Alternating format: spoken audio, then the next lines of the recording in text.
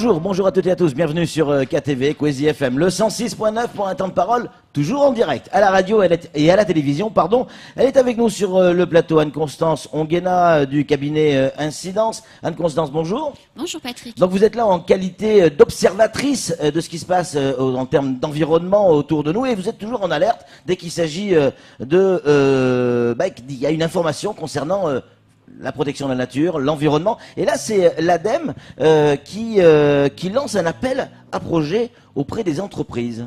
Oui, alors l'ADEME lance un appel à projet et c'est le premier appel à projet du type qui est lancé à Mayotte. Il existe en métropole. Oui. C'est la première fois qu'il est décliné à Mayotte sur les déchets, l'économie circulaire et qui va permettre aux entreprises privées, quelle que soit leur taille, aux associations et aux collectivités de proposer des projets qui visent à mieux intégrer l'économie circulaire dans leur mode opératoire. Alors, ça veut dire quoi? Quel type de projet, par exemple allez, je prends l'exemple de Kwezi, c'est une entreprise. Est-ce qu'on doit réfléchir à un projet qui n'a rien à voir avec Kwezi ou est-ce que je dois réfléchir à un projet qui concerne Kwezi qui me permettrait de faire des économies d'énergie?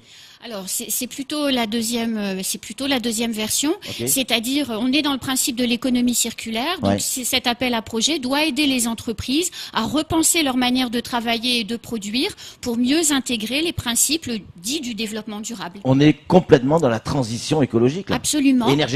Énergétique et écologique et on intègre mieux effectivement les composantes économiques, sociales et environnementales. Est-ce que vous pouvez nous donner un exemple très concret de type de projet qui pourrait séduire l'ADEME? Oui, alors je prends un exemple Kwezi puisque vous en parliez, donc restons là-dedans. Sur le plateau, il y a de nombreux spots, il y a de la climatisation, etc. Ce serait de repenser la manière de gérer le plateau pour réduire le recours aux matières premières, donc en l'occurrence, vous, à l'énergie. Donc ça peut être effectivement en produisant de l'énergie via des panneaux photovoltaïques sur le toit, mais ça peut être en trouvant de nouvelles technologies plus économes en énergie, en l'occurrence. Bien sûr. Donc inciter les entreprises à faire des économies d'énergie sans pour autant que ça leur coûte un bras. Un bras et un œil, et elles ne font pas que des économies d'énergie, elles peuvent aussi repenser leurs emballages, elles peuvent repenser également la manière dont elles produisent leurs produits, c'est ce qu'on appelle l'éco-conception. On met moins de matières premières, on allonge la durée de vie des produits. Ce sont toutes ces initiatives-là qui peuvent être présentées dans le cadre de l'appel à projet de l'ADEME. Est-ce que ces initiatives, même si elles sont démultipliées, imaginons une seconde que toutes les entreprises de Mayotte rentrent dans cette philosophie-là. Honnêtement, qu'est-ce que ça va changer sur Mayotte? Ça va changer deux choses. La première, c'est qu'on va réduire les émissions de gaz à effet de serre puisqu'on utilise moins de ressources. On va produire. Mais on a vu aussi on a très bien vu aussi que en France, en métropole, si demain matin toutes les voitures étaient électriques, ça changerait rien par rapport à la consommation ou à la production d'effets de serre, de gaz à effet de serre qu'il peut y avoir avec les États-Unis et la Chine à l'échelle planétaire. Même si toute la France roulait en voiture électrique, ça changerait rien. Je suis pas du tout d'accord. On a déjà eu cette discussion sur ce plateau. La France est quand même la 5e puissance économique mondiale et le fait de changer d'angle d'approche, le fait de changer de manière d'acheter, ça influencera forcément nos voisins. Samuel Bocher, le rédacteur en chef de France Mayotte Matin, a une question à vous poser. Regardez comme cette image est magnifique derrière Samuel, la passe en S. Justement, il faut absolument la préserver. Je voudrais reprendre un autre cas. Un agriculteur, l'agriculture est un sujet central en ce moment à Mayotte. Un agriculteur qui produit, qui a des animaux, qui produisent du méthane avec les déjections, veut investir dans une machine pour produire de l'électricité avec le méthane qu'il en ressort. C'est quelque chose que l'ADEME pourrait financer? Absolument, c'est quelque chose que l'ADEME pourrait financer. Il faut évidemment que l'exploitant agricole soit régulièrement déclaré auprès des autorités, bien entendu. C'est pas toujours le cas à Mayotte. Un agriculteur professionnel. Voilà, un agriculteur professionnel, bien sûr qu'il pourrait présenter son projet et bénéficier pour l'investissement d'un financement à hauteur de 30%, ce qui veut dire que les 30% de l'ADEME, plus un cofinancement FEDER, plus l'apport personnel, on boucle un tour de table financier et il peut bénéficier dans le cadre de l'appel à projet d'un financement ou d'un cofinancement sur l'ingénierie et le pilotage du projet à hauteur de 70%. Donc c'est quand même très significatif. Ah oui, en effet. Parce qu'on parle souvent, effectivement, vous prenez cet exemple tout à l'heure, des panneaux solaires. qu'on pourrait installer sur le toit. Et ça fait longtemps qu'on en parle des panneaux solaires et on n'a pas l'impression que ça prend vraiment. Est-ce que c'est ça la solution? C'est une des solutions, mais oui, ça prend, puisque en l'espace de quelques années, on a multiplié par 4 la production d'énergie à partir des panneaux photovoltaïques. Bien sûr que ça fonctionne vraiment. Non, mais je parle de Mayotte, effectivement. On a maintenant, depuis 2 ans, si je ne dis pas de bêtises, une ferme de panneaux photovoltaïques sur l'ancienne décharge de Dzoumogné. C'est quand même quelque chose de très significatif. Le premier export de panneaux photovoltaïques défectueux a été réalisé la semaine dernière, ce qui veut dire que sur cette filière, même la gestion du déchet a été anticipée et fonctionne à Mayotte.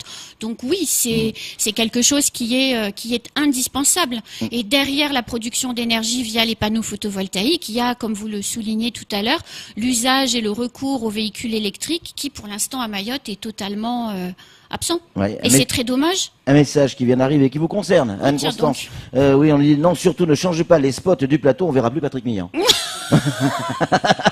Non, on a eu un autre message, mais pourquoi l'invité ne sourit jamais? Au moins c'est fait, c'est gagné, vous avez souri. Samuel, une question supplémentaire pour Anne-Constance Anguena. Alors, j'apprécie beaucoup. Alors déjà, vous n'êtes pas la porte-parole de l'ADEME, on va le rappeler, vous êtes le cabinet Incident. Oui. Mais c'est incitatoire, j'ai envie de dire, ces aides, et ces appels à projets. Mais pourquoi il n'y a pas une prévention, j'ai envie de dire, ou alors une méthode de prise de conscience sur les entreprises plutôt que l'aide financière? L'aide financière, c'est très bien, mais en même temps, si on n'explique pas aux gens que c'est très important, et aux entrepreneurs en l'occurrence, ils vont pas en avoir conscience par eux-mêmes. C'est deux démarches qui sont différentes. Là, en l'occurrence, c'est un appel à projet qui vise à investir et à changer les manières de produire. Il pourrait y avoir, et il y en a de temps à autre, auprès de l'ADEME ou auprès d'autres bailleurs de fonds, je pense notamment au FEDER, des appels à projets qui permettent d'informer, de sensibiliser. Et les associations à Mayotte qui font de la sensibilisation, il y en a quand même un certain nombre. Ma question, en fait, excusez-moi, c'est la double tranchant, je voulais vous amener à quelque chose. C'est qu'en fait, dans la philosophie que vous prenez, c'est qu'on peut produire tout en préservant l'environnement et en faisant du développement durable. Oui. Enfin, en tout cas, moi, c'est ma conviction profonde. Si on n'économise pas l'eau, si on n'économise pas l'énergie, on va très vite sur Mayotte avoir un souci d'accès à l'eau, d'avoir un souci d'accès à des ressources propres.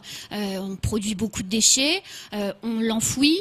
Le centre d'enfouissement, l'ISDND de Dzoumogné sera plein bien avant la date requise si on ne change pas les manières de faire.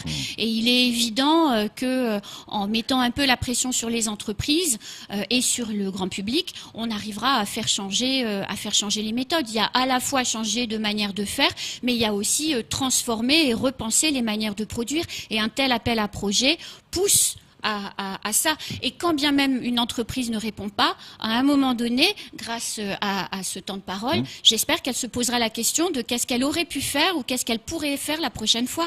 Et c'est comme ça qu'on changera les manières de faire. C'est vrai. Et puis il y a une autre manière de voir les choses aussi, qui n'est pas forcément la meilleure, mais elle existe. Avant d'imaginer de lancer de tels projets, dont il faudra voir si c'est efficace ou pas, en tout cas si les entreprises réagissent ou pas, il y a déjà tellement de choses qui se font et qui sont interdites et qu'on laisse faire. Tous les jours, mais on ne peut pas dire le contraire, quasiment au moins une fois par semaine, sans exagérer, on voit des pneus qui brûlent, des déchets qui sont brûlés en permanence, au sein même, allez, on va parler des déchets verts, au sein même de Mamoudzou, alors que c'est complètement interdit, et parfois même, Samuel, dans des institutions d'État. Oui, tout à fait. Donc, est-ce qu'avant d'imaginer autre chose, est-ce qu'on ne pourrait pas mettre l'accent sur la répression, sur tout ce qui est déjà interdit, qui se fait? Là, déjà, on pourrait déjà faire de sérieuses économies sur la production de gaz à effet de serre. Sûrement, mais je pense que les deux sujets doivent être menés en parallèle. C'est en faisant changer les habitudes des habitants que les comportements répréhensibles changeront. On a tourné récemment une émission de la saison 2 d'Agir pour l'environnement sur l'alimentation, sur l'agriculture durable. Et rappelez-vous les chiffres qui ont été annoncés sur la consommation de produits bio. 7 milliards d'euros en France sont achetés par des consommateurs volontairement sur des produits bio, il faut sensibiliser un maximum les gens aux enjeux environnementaux pour qu'ils à la fois investissent, mais aussi arrêtent les pratiques douteuses. C'est les deux en parallèle. Et puis, on va rappeler quand même que le cabinet d'incidence a été le premier à Mayotte à faire appel aux collectivités, notamment aux mairies, pour dire passer en mode répression. Et c'est ce qui s'est produit. Oui, oui. 2014-2015, vous aviez lancé l'appel. Exactement, à Sada et puis à Dembéni. Tout à fait. Juste un mot, le baromètre des déchets, parce que c'est quelque chose qui fonctionne. Tout le monde s'inspire de ces données qui sont faites par votre cabinet. Oui. Ça devrait sortir dans peu de temps. Ça va sortir dans peu de temps. Je suis en train de relire la dernière version et pour la version de l'année prochaine, on va intégrer un volet entreprise, puisqu'on se rend compte dans les études qui ont pu être faites que les entreprises produisent beaucoup de déchets, quelquefois plus que les habitants, et que ces déchets sont mal pris en charge. Donc ça permettra d'offrir une nouvelle vision de la problématique déchets aux décideurs publics. Juste, on avait encore plein de questions, mais bon, on n'aura plus le temps de vous poser. Mais justement, dans ce cadre-là, est-ce que l'idée qui consiste à récupérer du matériel, genre une vieille machine à laver, parce que je change ma machine à laver, est-ce qu'aujourd'hui les entreprises mahoraises, donc ici à Mayotte, est-ce qu'elles jouent le jeu, est-ce qu'elles récupèrent le matériel, ou il y a encore des efforts à faire? Sur le 1 pour 1, oui. Non, il y a encore de gros efforts à faire en la matière, parce qu'effectivement la filière de collecte puis d'export ne fonctionne pas encore de manière totalement efficace. Donc effectivement, stocker des machines, des lave-linges ou des réfrigérateurs, comme vous le disiez, ça nécessite de la place, et qu'un commerçant préfère avoir des lave-linges neufs à vendre que des lave-linges effectivement endommagés à stocker, qu'il n'arrive pas à faire partir. C'est aussi pour ça que le 1 pour 1 ne marche pas. Samuel. C'est pourtant une obligation, les gens ne le savent pas, mais le revendeur on fait quoi de la machine? Il faut qu'elle puisse partir. Ça, c'est son problème quand on est revendeur, c'est pas le nôtre. Une question qui me revient souvent aux oreilles. Il y a eu le premier renvoi, vous le disiez, des panneaux solaires, des panneaux photovoltaïques pour le recyclage. Et le quid du carton? Je sais qu'à Aqua, ils ont mis un container pour le carton et le papier, mais à quand un éco-organisme pour les déchets papier, carton Alors vous savez que Éco-emballage n'existe plus maintenant, que Écofolio, qui était l'éco-organisme en charge des papiers cartons, et puis Éco-emballage en charge des emballages ménagers, ont fusionné pour créer Citeo, et vous commencez à voir à côté des bornes Trio apparaître de nouvelles bornes qui vont permettre de déposer du papier et du carton en vue de leur recyclage. Et moi, ce week-end, pour la première fois à Mayotte, j'ai mis du carton dans ce Trio. Ah, c'est génial. Un moment d'émotion. Ça va se généraliser? Oui, bien sûr. Pas besoin d'aller à quoi? Pas besoin d'aller à quoi, vous devriez progressivement les trouver à côté de tous les trios, comme vous en avez l'habitude. Anne-Constance, vous y croyez, vous? À agir pour l'environnement? Ah oui, vraiment, j'y crois, oui, bien sûr. Agir pour l'environnement, c'est une émission à retrouver évidemment sur KTV, tous les mercredis à partir de 20h pour grosso modo 30 minutes. Donc c'est la seule émission de l'océan Indien entièrement consacrée à l'environnement. On l'a fait sur Quasi. Merci beaucoup, en tout cas, Anne-Constance, pour ces informations concernant cet appel à projet. Pour les entreprises, évidemment, ça peut fonctionner. En tout cas, on y croit, nous aussi. Allez, c'est tout pour ce temps de parole. Tout de suite, la suite de nos programmes.